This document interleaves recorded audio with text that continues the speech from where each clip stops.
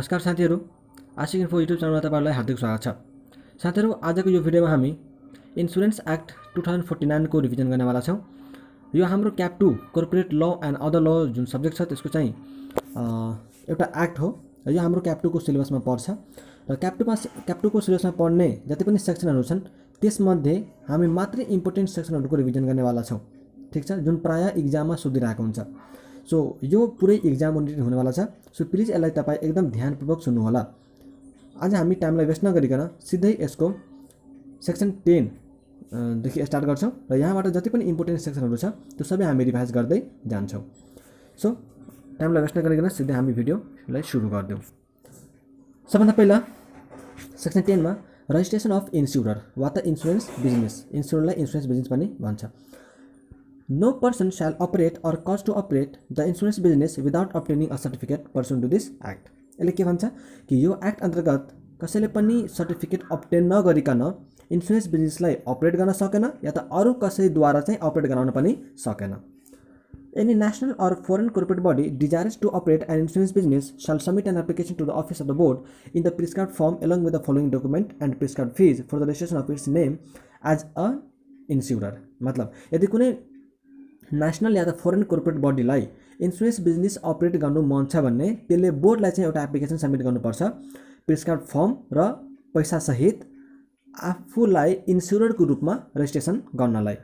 र उसले चाहिँ केही डकुमेन्टहरू पनि बुझाउनु पर्ने हुन्छ। के डकुमेन्ट बुझाउनु पर्ने हुन्छ त भन्ने कुरा चाहिँ हामीलाई तल दिएको छ र यो सेक्सन 10 चाहिँ एकदम इम्पोर्टेन्ट छ है। सेक्सन 10 एकदम इम्पोर्टेन्ट छ। नम्बर 1 मा के कुन डकुमेन्ट बुझाउनु पर्छ त? नम्बर 1 मा memorandum and article of the association of corporate body, त्यो कर्पोरेट बडीको चाहिँ एमओए र एओए बुझाउनु पर्यो। Insurance business to be operated and its policies and terms and condition, उसले चाहिँ कुन इन्सुरेन्स बिजनेस अपरेट गर्न खोजिरहेको छ त त्यो बुझाउनु पर्यो र त्यसको पोलिसिज टर्म्स एन्ड कन्डिसनहरू, अब कुन बिजनेस गर्न खोजिरहेको छ भन्दा चाहिँ लाइफ इन्सुरेन्स हो कि नन लाइफ इन्सुरेन्स हो कि भन्ने कुरा चाहिँ खुलाउनु पर्यो। त्यस्तै सीमा के छ त? If life insurance business to be operated document displaying calculation of the premium to be received in operating such business and liability. यदि कर्पोरेट बडीले लाइफ इन्सुरेन्स बिजनेस अपरेट गर्न खोजिरहेको छ भने त्यसले चाहिँ एउटा डकुमेन्ट सबमिट गर्नु पर्यो जुनमा उसले प्रिमियमलाई चाहिँ क्यालकुलेट गरेको देखिनु पर्यो र उसले चाहिँ त्यसको लाइबिलिटी कसरी डिटरमाइन गरेको छ त भन्ने कुरा चाहिँ देखाउनु पर्यो त्यो डकुमेन्टले। त्यसपछि डीमा the document regarding the method of utilizing the amount to be receive from the insurance, उसले इन्सुरेन्स प्रिमियमबाट जति पनि अमाउन्ट रिसिभ गर्छ त्यसलाई चाहिँ कसरी युटिलाइज गर्छ त भन्ने कुरा पनि त्यहाँ लेखेको हुनु पर्यो। जस्तै यसको मेथड भनेको चाहिँ जस्तै उसले सेयरमा इन्भेस्ट गर्छ या त बोन्डमा इन्भेस्ट गर्छ कि होइन रियल एस्टेटमा इन्भेस्ट गर्छ कि मतलब कहाँ उसले चाहिँ अमाउन्टलाई युटिलाइज गर्न सक्छ भन्ने कुराहरू चाहिँ डकुमेन्टमा लेखेको हुनु पर्यो। Other necessary document as prescribe by the board, र अरू डकुमेन्टहरू यदि बोर्डले चाहिँ प्रिस्क्राइब गरेको छ भने त्यो पनि बुझाउनु पर्यो। सो यो 5वटा डकुमेन्ट चाहिँ हामीले के गर्नुपर्ने हुन्छ, बुझाउनु पर्ने हुन्छ आफूलाई इन्स्युररको रूपमा चाहिँ रेजिस्ट्रेसन गर्नलाई। अब एप्लिकेसन सबमिट गरिसकेपछि the board shall make a necessary investigation upon the application received pursuant to subsection and shall make an inquiry with the applicant। जुन उसले एप्लिकेसन हामीले दिन्छौँ कर्पोरेट बडीले त्यो दिइसकेपछि उसले चाहिँ इन्भेस्टिगेसन गर्छ र इन्क्वायरी पनि गर्न सक्छ इफ नेसेसरी, यदि आवश्यकता छ भने उसले इन्क्वायरी पनि गर्न सक्यो र उसले के गर्छ अब त्यो एप्लिकेन्टको नाम चाहिँ रेजिस्टर गरिदिन्छ के रजिस्टर बुकमा नाम लेखेर र उसले कस्तो खालको इन्सुरेन्स बिजनेस अपरेट गर्न खोजिरहेको छ त त्यो कुरो लेखेर उसको नाम चाहिँ रजिस्टर बुकमा लेखिदिन्छ र उसलाई के गर्छ त रेजिस्ट्रेसन सर्टिफिकेट दिइदिन्छ। त्यसपछि उसले के भन्छ त in case there is any reasonable ground for not registering the name the board shall inform the concerned applicant accordingly। तर यदि कुनै रिजनेबल ग्राउन्ड छ जसको कारणले गर्दाखेरि चाहिँ उसको रेजिस्ट्रेसन गर्नु हुँदैन हैन गर्नु पर्दैन त्यस्तो खालको कुनै ग्राउन्ड छ कुनै रिजन छ भने बोर्डले चाहिँ त्यसको बारेमा इन्फर्म गरिदिनुपर्छ त्यो एप्लिकेन्टलाई। ठिक छ। अब 4 मा के भन्छ त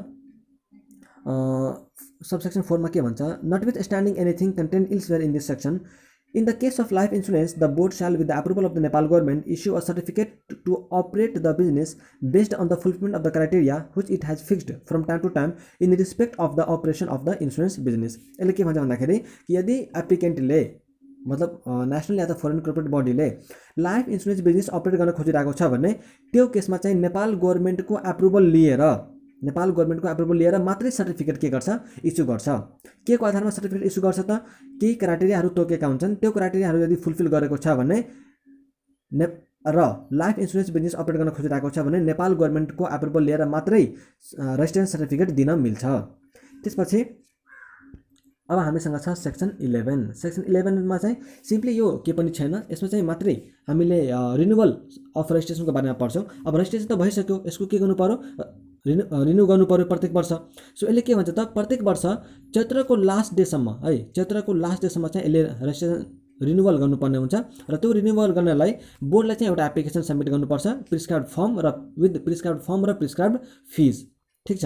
र यदि उसले चाहिँ टाइममा बुझाउन सकेन भने, यदि उसले चाहिँ टाइममा बुझाउन सकेन भने त्यो टाइम लिमिट सकिएको 30 दिनभित्र है, सुन्नु होला है, यदि उसले टाइममा बुझाउन सकेन, ठिक छ, यो रिन्युअल जुन हामीले भन्यौँ नि चैत्रको लास्ट डेसम्म चाहिँ उसले बुझाउनु पर्छ, त्यो यदि उसले चाहिँ टाइममा बुझाउन सकेन भने टाइम लिमिट सकेको 30 दिनसम्ममा उसले एउटा एप्लिकेसन बुझाउँछ जसमा के लेखा हुन्छ भन्दाखेरि कि मैले यो कारणले गर्दाखेरि चाहिँ टाइममा एप्लिकेसन बुझाउन सकिनँ हैन। त्यो अब ऊ चाहिँ रिजन जुन उसले रिजन बुझाएको छ त्यो रिजन यदि रिजनेबल छ भने उसलाई चाहिँ पछि पनि, ठिक छ, पछि पनि रिन्यू हुन सक्छ। त्यसपछि हामीसँग छ अब section 11A। Section 11A most important section है, मोस्ट इम्पोर्टेन्ट सेक्सन छ, यसलाई चाहिँ तपाईँले छुट्याउनै हुन्न। ठिक छ। यसमा के छ त, circumstances of non renewal of registration certificate, मतलब कुन कुन कन्डिसनमा चाहिँ हाम्रो रिन्युअल सर्टिफिकेट हुँदैन, कुन कुन केसमा हाम्रो रेजिस्ट्रेसन सर्टिफिकेट रिन्यू हुँदैन, त्यो केस है, यो एकदम इम्पोर्टेन्ट छ। पहिला उसले के भन्छ त, not standing anything contained in section 11 the board shall not renew the certificate of registration of the insurer in any of the following circumstances. बोर्डले चाहिँ हाम्रो सर्टिफिकेट अफ रजिस्ट्रेसन जुन छ नि त्यसलाई चाहिँ रिन्यू गर्दैन रे यस्तो यस्तो सर्कमस्टान्सेसहरूमा। कुन कुन सर्कमस्टान्सेसहरू छन् त हामीसँग, 6 वटा छ। नम्बर 1 मा के छ भन्दाखेरि if the balance sheet has not submitted pursuant to section 23, यदि हामीले सेक्सन 23 को अनुसारले ब्यालेन्स सिट बुझाएको छैन भने उसले रजिस्ट्रेसन सर्टिफिकेटलाई रिन्यू गर्दैन। If the statement of income has not been submitted pursuant to section 24, section 24 को अनुसारले हामीले इन्कम स्टेटमेन्ट बुझाएनौँ भने।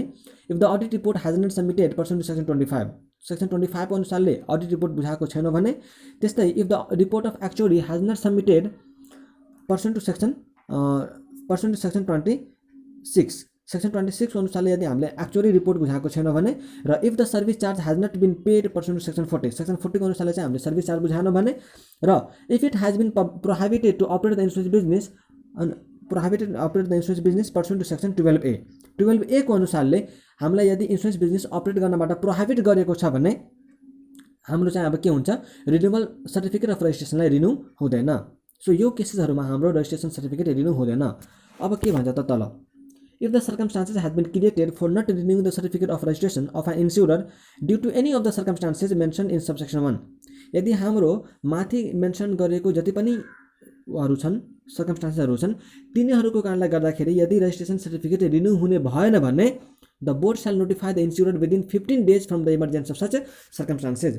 जुन डेटमा त्यस्तो कन्डिसन या त सर्कमस्टान्सेस एराइज भएको छ त्यो डेटदेखि लिएर 15 दिनसम्ममा चाहिँ बोर्डले त्यो एप्लिकेन्टलाई के गर्नुपर्छ या त इन्स्युररलाई के गर्नुपर्छ, नोटिफाई गरिदिनुपर्छ। अब if the insurer has submitted an application to the board within 15 days from the date of receiving the notice pursuant to subsection 2, अब उसलाई जुन नोटिस दिन्छ नि बोर्डले त नोटिस दियो कि तपाईँको चाहिँ यो कारणले गर्दाखेरि मैले रजिस्ट्रेसन सर्टिफिकेटलाई रिन्यू गरिनँ। त्यो पाइसकेपछि 15 दिनसम्ममा यदि इन्स्युररले एउटा एप्लिकेसन दिन्छ कसलाई, बोर्डलाई, कि मैले चाहिँ यो कारणले गर्दाखेरि चाहिँ माथि भएका सर्कमस्टान्सेसहरूमा चाहिँ उ गर्न सकिनँ, फुलफिल गर्न सकेन, माथि प्रोभाइड गरेका लायबिलिटीहरू चाहिँ मैले फुलफिल गर्न सकिनँ यो कारणले गर्दाखेरि। ठिक छ। त्यसरी चाहिँ एउटा एप्लिकेसन दिन्छ र if it considers the reason to be appropriate, त्यो रिजन यदि एप्रोप्रिएट छ भने provide an additional time limit of up to 1 month to perform such liability, बोर्डले इन्स्युररलाई चाहिँ 1 महिनाको एडिसनल टाइम दिन्छ त्यो लायबिलिटीहरू पर्फर्म गर्नलाई। त्यही जुन हामीले माथि पढ्यौँ नि सेक्सन 23, 24, 25, 26 र सेक्सन 40 को जुन लायबिलिटीहरू छ, ब्यालेन्स सिट बुझाउनु पर्ने, इन्कम स्टेटमेन्ट बुझाउनु पर्ने, अडिट रिपोर्ट बुझाउनु पर्ने, एक्चुअली रिपोर्ट बुझाउनु पर्ने र सर्भिस चार्ज तिर्नुपर्ने जति पनि लायबिलिटी छ त्यो लायबिलिटी चाहिँ उसले टाइममा फुलफिल गरेन भने उसले के गर्छ, बोर्डले 15 दिन एराइज भएको त्यो सर्कमस्टान्सेस एराइज भएको 15 दिनमा चाहिँ उसले नोटिस दिन्छ इन्स्युररलाई। र त्यो नोटिस दिइसकेपछिको 15 दिनसम्ममा यसले चाहिँ के इन्स्युररले के गर्नुपर्छ, एउटा एप्लिकेसन दिनुपर्छ रिजन सहित, र त्यो रिजन यदि एप्रोप्रिएट छ भने 1 महिनाको एडिसनल टाइम दिन्छ त्यो लायबिलिटी पर्फर्म गर्नलाई बोर्डले इन्स्युररलाई। ठिक छ। अब हामीसँग छ सेक्सन 12 है, सेक्सन 12। सेक्सन 12 मा के छ भन्दाखेरि नट टु बी रजिस्टर्ड, मतलब प्रिभेन्सन अन रजिस्ट्रेसन भन्छ। कुन कुन कन्डिसनमा चाहिँ रजिस्ट्रेसन हुँदैन है, यो के थियो त, सर्टिफिकेट रेजिस्ट्रेसन सर्टिफिकेट रिन्यू नहुने अवस्थाहरू सेक्सन 11A मा। तर सेक्सन 12 मा के छ, प्रिभेन्सन अन रजिस्ट्रेसन रिजेक्ट हुने अवस्थाहरू कस्तो कस्तो कन्डिसनमा चाहिँ हाम्रो रजिस्ट्रेसन हुँदैन त, त्यो छ है हेर्नु। Notwithstanding anything contained in section 10, no national or foreign corporate body shall be registered as an insurer in the following circumstances. कुनै पनि नेसनल या त फोरेन कर्पोरेट बडीलाई हामीले इन्सुररको रूपमा चाहिँ रेजिस्टर गर्दैनौँ यदि यस्तो यस्तो कन्डिसनहरू त्यहाँ भाग छ भने। Number 1, if the name of the insurer to be registered is identical to the name of another insurer which has been already registered in the office of the board. यदि बोर्डमा पहिले यस्तो इन्सुरर रेजिस्टर भइसकेको छ जसको नामसँग चाहिँ तपाईको नाम म्याच भइरहेको छ भने अब चाहिँ तपाईको रेजिस्ट्रेसन हुँदैन। त्यसपछि के भन्न छ भन्दाखेरि if any insurer wants to be registered for operating life insurance and non life insurance business, यदि एउटा इन्सुरेन्सले चाहिँ एउटै कम्पनीले लाइफ इन्सुरेन्स र non life insurance business operate गर्न खोजिरहेको छ भने त्यसको पनि रेजिस्ट्रेसन हुँदैन। र यो प्रोभाइडेड डाटवाला चाहिँ आफै पढ्नु होला। If the paid up capital does not amount to at least 250 million rupees for the life insurance business and at least 100 million rupees for the non life insurance, यसको चाहिँ पेड अप क्यापिटल यति पुगेन भने र in the event that the board has made a decision to ban the register to additional corporate body as an insurer to operate insurance business, र यदि बोर्डले चाहिँ डिसिजन लिएको छ कि एडिसनल कोर्पोरेट बडीहरूलाई चाहिँ ब्यान गर्ने भनेर चाहिँ डिसिजन लिएको छ भने त्यस्तो केसमा पनि हाम्रो रेजिस्ट्रेसन हुँदैन। त्यसपछि चाहिँ हामीसँग सेक्सन 12A मा के छ भन्दाखेरि सर्कमस्टान्सेस फर ब्यान, मतलब अब इन्सुरेन्स कम्पनीहरूले चाहिँ इन्सुरेन्स बिजनेसलाई चाहिँ ब्यान पनि लगाउन सक्छ।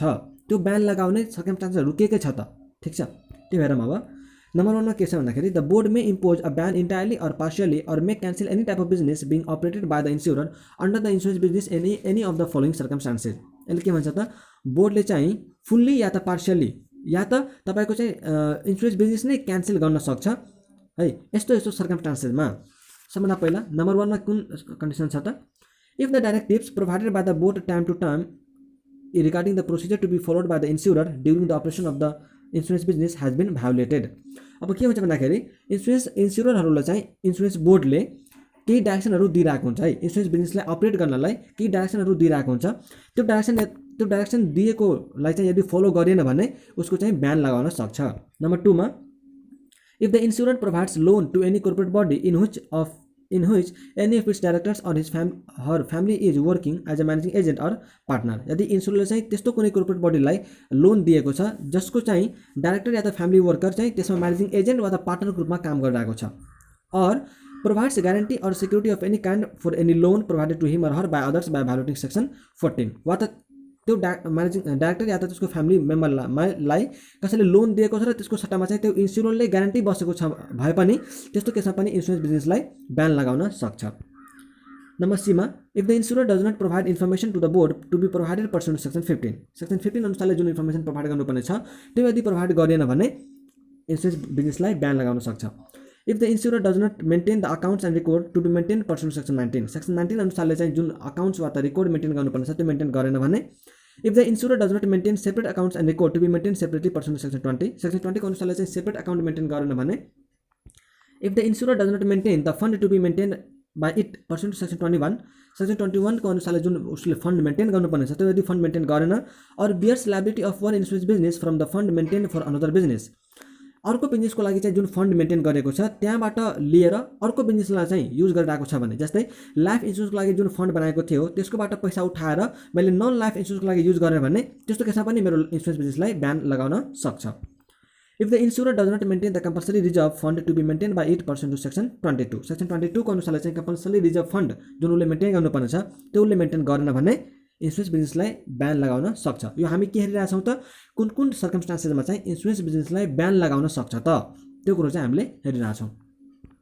एचमा के छ, if the insurer accept the insurance risk without receiving the insurance premium pursuant to section 27, insurance premium नलिकन यदि इन्सुररले चाहिँ इन्सुरेन्स रिस्क एक्सेप्ट गर्छ भने त्यस्तो केसमा पनि उसले के गर्छ त, बोर्डले इन्सुरेन्स बिजनेसलाई ब्यान लगाइदिन्छ।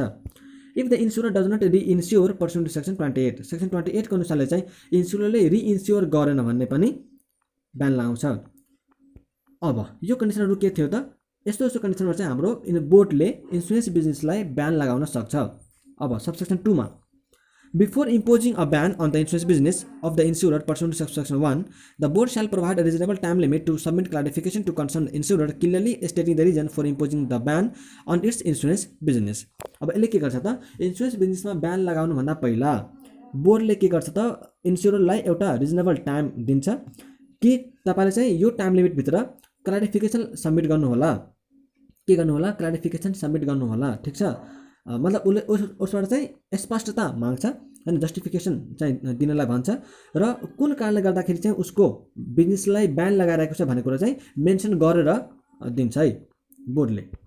अब के भन्छ सबसेक्सन 3 मा, if the concern insurer does not submit its clarification within the time limit, यदि त्यो इन्स्युररले चाहिँ टाइम लिमिट भित्र क्लारिफिकेसन सबमिट गरेन या त जुन उसले क्लारिफिकेसन सबमिट गरेको छ नि त्यो चाहिँ सेटिस्फ्याक्टरी छैन भने बोर्डले चाहिँ के गर्छ त त्यो इन्सुरेन्स बिजनेसलाई ब्यान लगाइदिन्छ।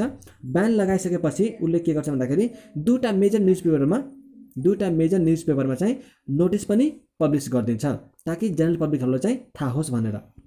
सबसेक्सन 4 मा के छ त, during the time period of a ban of the insurance business of an insurer pursuant to subsection 3, such insurer shall make payment of the claims of compensation of filed against it as prescribed हैन। यदि उसले अब बोर्डले चाहिँ ब्यान त लगाइसक्यो, ब्यान लगाइसकेपछि इन्सुररले के गर्नुपर्छ, जति पनि क्लेम चाहिँ फाइल गरेको छ नि त्यो इन्सुरेन्स कम्पनी अन्तर्गत वा त इन्सुरेन्स कम्पनीमाथि त्यो चाहिँ उसले सबै पे गर्नुपर्छ, ठीक छ।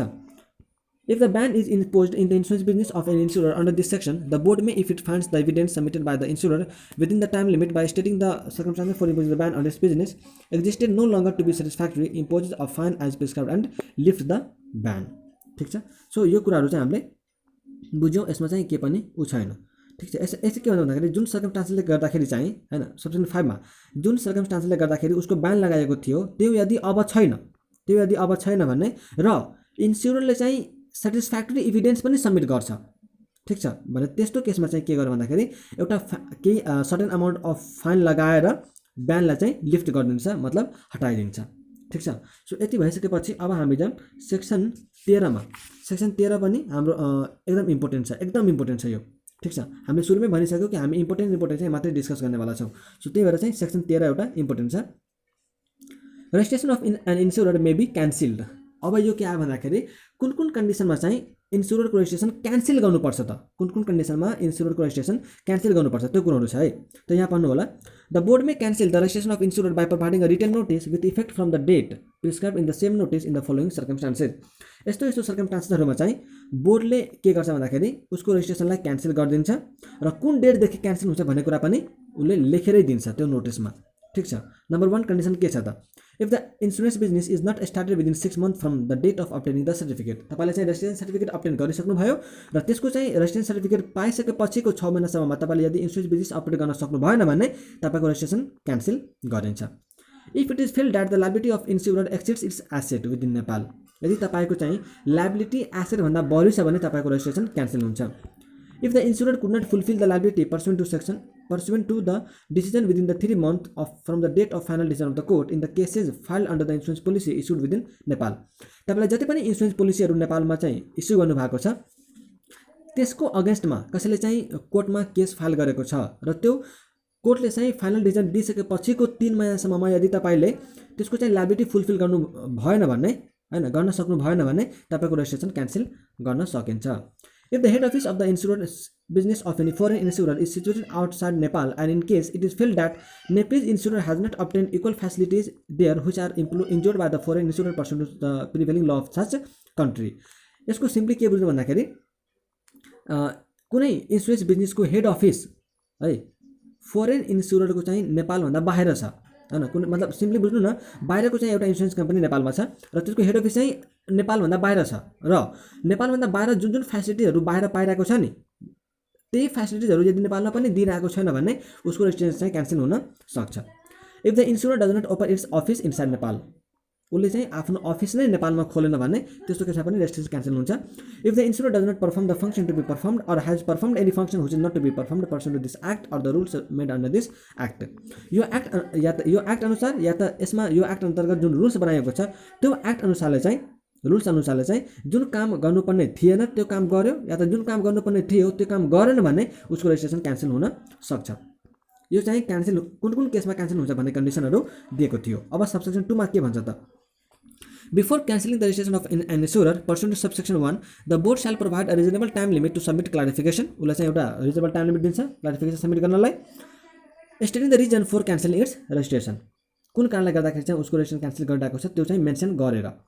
If the concerned insurer does not submit its clarification, उसले चाहिँ यदि clarification submit गरेन या त उसले जुन clarification submit गर्छ त्यो चाहिँ satisfactory छैन भने सेम उता पनि हामीले पढाएको थियौँ हैन, दुटा उसको चाहिँ के गरिदिन्छ क्यान्सल गरिदिन्छ, रेजिस्ट्रेसन सर्टिफिकेटलाई क्यान्सल गरिदिन्छ र दुटा मेजर न्युजपेपरमा चाहिँ पब्लिस गरिदिन्छ ताकि जेनरल पब्लिकलाई थाहा होस् भनेर। ठिक छ। अब यहाँ के भन्छ त mere cancellation of the registration of an insurer pursuant to this section shall not make any effect to the rights and liabilities of the concerned है of the concerned insurer regarding to any action taken or function performed before the cancellation. ठिक छ। मतलब cancellation भइसकेपछि अब तपाईको चाहिँ कुनै पनि राइट या त लायबिलिटी रहँदैन भन्ने कुरा चाहिँ हुँदैन है। तपाईले त्यो क्यान्सलेसन हुनुभन्दा पहिला जति पनि राइट्स या त लायबिलिटिजहरू तपाईको थियो नि हो त्यो सबै चाहिँ तपाईले के गर्नुपर्ने हुन्छ पर्फर्म गर्नुपर्ने हुन्छ हैन। सिम्पली मैले चाहिँ अब रेजिस्ट्रेसन क्यान्सल भइसक्यो अब मैले चाहिँ पैसा पेमेन्ट गर्नु पर्दैन या त मेरो चाहिँ यो लायबिलिटी फुलफिल गर्नु पर्दैन हैन, त्यस्तो चाहिँ भन्न पाइदैन। क्यान्सल भए पनि तपाईको चाहिँ त्यो लायबिलिटी फुलफिल गर्नुपर्ने हुन्छ जसको एक्सन चाहिँ तपाईले क्यान्सल हुनुभन्दा हैन रेजिस्ट्रेसन क्यान्सल हुनुभन्दा पहिल्यै लिनु भएको थियो। ठिक छ। अब सेक्सन 14 चाहिँ हामीले हेर्दैनौँ, सेक्सन 15 पनि हामीले हेर्दैनौँ, सेक्सन 16 चाहिँ हामीले हेर्छौँ। सेक्सन 16 चाहिँ एकदम इम्पोर्टेन्ट छ, यो हेर्नु होला। Payment of insurance claim after the cancellation of the इन्स्युरर।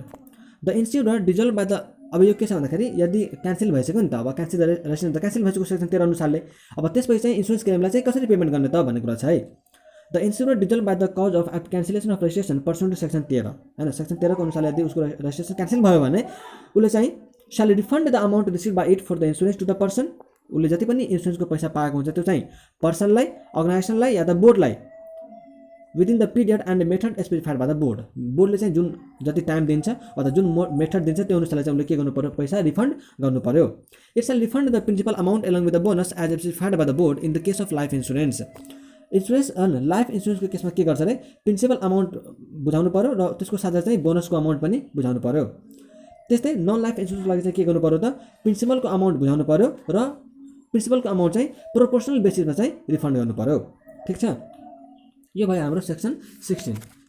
अरे अब हामी हेर्छौँ सेक्सन 27 एउटा हेर्छौँ, सेक्सन 27 है। सेक्सन 27 चाहिँ इम्पोर्टेन्ट छ, फेरि सेक्सन 27 चाहिँ एकदम इम्पोर्टेन्ट छ। यसमा के भन्छ भन्दाखेरि insurance premium to be paid before holding the risk. यसले के भन्छ कि कुनै पनि इन्सुरेन्स बिजनेसको रिस्क लिनुभन्दा पहिला इन्सुरेन्स प्रिमियम चाहिँ पे गर्नुपर्छ। No insurer shall hold the insurance risk of any category of insurance business until it receives the premium of the insurance to be obtained by it। मतलब कुनै पनि insurance बिजनेसद्वारा जति insurance premium receive गर्नुपर्ने छ त्यो चाहिँ receive नगरिकन उसले इन्सुरेन्स बिजनेसको चाहिँ रिस्क एक्सेप्ट गर्नु भएन। It shall be deemed that the insurer has undertaken the insurance business only after receiving the insurance premium by it for holding the risk। मतलब हामीले के बुझ्छौँ भन्दाखेरि कि कुनै पनि इन्सुरेन्स बिजनेसले इन्सुरेन्स प्रिमियम लिएरै चाहिँ उसले इन्सुरेन्स रिस्क चाहिँ एक्सेप्ट गरेको होला भनेर चाहिँ हामीले बुझ्छौँ। ठिक छ। तर यसको चाहिँ एउटा एक्सेप्सन छ है। यसको चाहिँ एउटा एक्सेप्सन के छ भन्दा if any practical difficulty arises due to any reason for paying the amount. कुनै त्यस्तो प्र्याक्टिकल डिफिकल्टी भयो रे जसको कारणले गर्दाखेरि उसले चाहिँ टाइममा पैसा बुझाउन सकेन।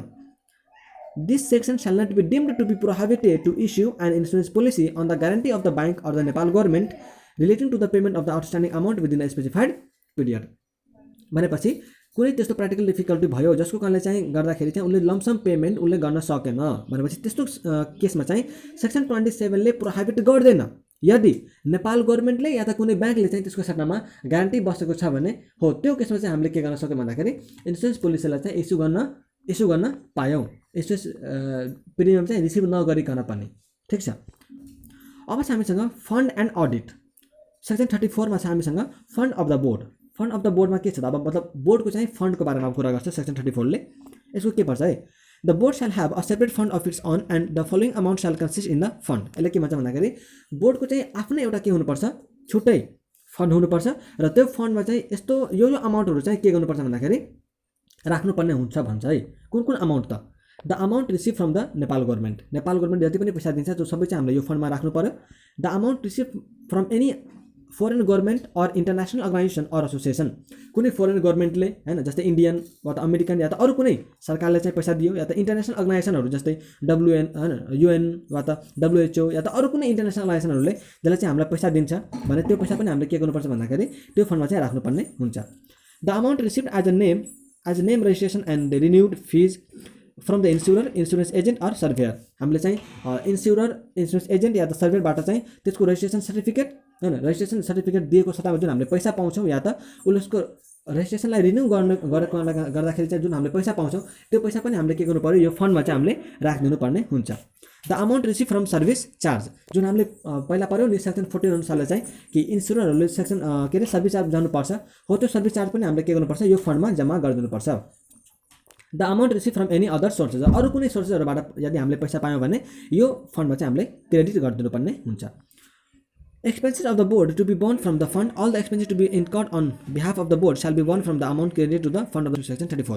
अब त्यो बोर्डले चाहिँ जुन कुनै पनि खर्च गर्नु पर्यो भने त्यही फन्डबाट चाहिँ उसले खर्च गर्नुपर्ने हुन्छ, जुन चाहिँ हामीले सेक्सन 34 अनुसारले मेन्टेन गरेको छौँ। ठिक छ। अब सेक्सन 35 मा अकाउन्ट्स एन्ड अडिट, बोर्डको चाहिँ अकाउन्ट्स अथवा अडिटको बारेमा कुरा छ। अब द बोर्ड स्याल accurately maintain the accounts and records of its financial transaction, बोर्डले चाहिँ आफ्नो फाइनेन्सियल ट्रान्जेक्सनको अकाउन्टिङ वा त रेकर्डिङ चाहिँ एक्युरेटली गर्नुपर्छ, ठिक तरिकाले गर्नुपर्छ।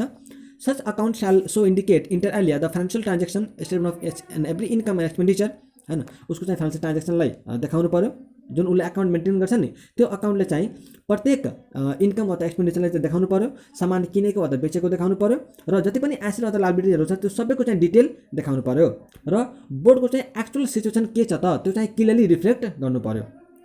The audit of the board shall be done by the auditor general department, auditor जेनरलद्वारा चाहिँ यो बोर्डको अडिट गरिन्छ। If the Nepal government wishes may examine or cause to examine the documents relating to the accounts and records of the board as well as its cash and kinds any time, यदि नेपाल गभर्मेन्टले चाह्यो भने जतिखेर पनि examine गर्न सक्छ या त अरू कसैद्वारा चाहिँ इक्जामिन गर्न लगाउन सक्छ, होइन अकाउन्ट्सलाई या त रेकर्डलाई या त यसको क्यासलाई या त अरू कुनै एसेट एन्ड लायबिलिटीहरू छ भने त्यस्ताहरूलाई चाहिँ उसले इक्जामिन गर्न सक्छ या त अरूद्वारा चाहिँ गर्न लगाउन सक्छ। त्यसपछि अब हामी एउटा हेर्छौँ सेक्सन 41 को बी। ठिक छ, सेक्सन 41 को बी एकदम इम्पोर्टेन्ट छ, यो इक्जाममा 2-3 चोटि आएको पनि छ यो क्वेसन चाहिँ 41 को बी। यसमा के छ भन्दा द अर्डर अफ प्रायोरिटी होइन the order of priority in settlement of liabilities, होइन मतलब हामीले के भन्नु भन्दाखेरि कि सेक्सन 13 अनुसारले चाहिँ रेजिस्ट्रेसन त क्यान्सल भयो, त्यो रेजिस्ट्रेसन क्यान्सल भइसकेपछि अब उसले चाहिँ कसलाई चाहिँ पहिला पैसा तिर्ने त, कसलाई चाहिँ पहिला पैसा तिर्ने त्यसपछि कसलाई तिर्ने भन्ने कुरा चाहिँ हुन्छ। सो त्यो अनुसारले चाहिँ हामीले उ गर्नुपर्ने हुन्छ है। सो त्यही अनुसारले चाहिँ हामीलाई एउटा अर्डर चाहिँ हामीलाई दिएको छ। If any insurer is dissolved due to the cancellation of its registration pursuant to section 13, the liability shall be settled in the following order of priority। यसरी चाहिँ हामीले यो अर्डरमा चाहिँ हामीले के गर्नुपर्छ त हुन्छ। सबभन्दा पहिला the expenses incurred for the dissolution, यदि हामीले त्यो इन्सुररलाई डिजल्भ गर्नलाई कुनै खर्च लागेको छ भने त्यो खर्च सबभन्दा पहिला पे गर्नु पर्यो। The amount to be paid against the insurance claim to the insurer pursuant to the section 16, section 16 मा जुन हामीले पढ्यौँ हो त्यहाँसम्म त्यसको चाहिँ त्यसपछि पैसा तिर्ने। The remuneration and other outstanding amount to be obtain by the employees of the insurer, त्यो इन्सुररको चाहिँ इम्प्लोइजले कुनै रिमुनेसन या त अरू कुनै अमाउन्ट पाउनुपर्ने छ भने त्यो पैसा चाहिँ हामीले 3rd मा तिर्छौँ। लोन अमाउन्ट नम्बर 4 मा तिर्छौँ। The amount to be paid to the बोर्डलाई तिर्नुपर्ने पैसा चाहिँ हामीले 5th मा तिर्छौँ, र the amount to be paid to the government of Nepal हामी 6th मा तिर्छौँ। नेपाल गभर्मेन्टलाई यदि कुनै पैसा तिर्नुपर्ने छ भने त्यो चाहिँ हामीले 6 नम्बरमा तिर्छौँ। ठिक छ। अब यसको हामीसँग कुनै अरू चाहिँ सेक्सन इम्पोर्टेन्टहरू छैन। ठिक छ, यति सेक्सनहरू चाहिँ हामीसँग इम्पोर्टेन्टवाला थियो। अब एउटा सेक्सन चाहिँ हामीले हेरिहालौँ, सेक्सन अरू छ ल यसमा repeal power to frame rules and bylaws. अब हामीसँग चाहिँ इम्पोर्टेन्ट ओके, सो यो थियो हाम्रो इन्सुरेन्स एक्टको रिभिजन।